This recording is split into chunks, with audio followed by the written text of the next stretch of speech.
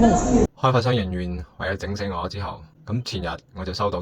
一個包裹，但係我唔姓劉，尾號都唔係3423，裏邊係呢張河馬三鮮嘅 share 卡，嗰個卡係假嘅，但係呢個地址係真嘅，但係個地址上面多咗一個代碼係 G22C，呢個代碼係我從來都未提供過，我都未知噶，係後尾我喺自己屋企門口個電錶嗰度先至發現嘅，呢個係需要實地嚟踩點先至可以看到嘅，所以呢個理解其實好簡單，就係假設依家你同一個有權有勢嘅人打咗交，然之後佢話佢要整死你，咁事後之後呢，你發現佢喺你屋企附近出現過，真係好嚇得人驚。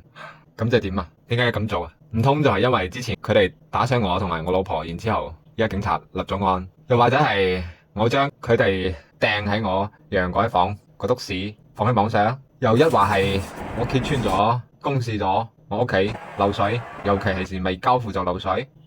其實我好簡單，我只不過係想退咗呢套從根本上就爛咗嘅屋，就係一個漏水好似開盲盒咁嘅屋，我真係好難頂，好難接受。係十幾個點係我唔係我一次發現晒嘅，而係我今日去發現一個，聽日過去發現兩個，咁樣加埋起嚟嘅。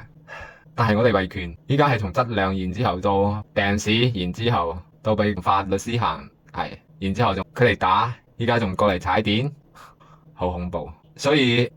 我沒有想到央企是這麼 dirty 的。最後做一個聲明，就係我同埋我家人都唔會選擇非自然死亡，只有同開發商有糾紛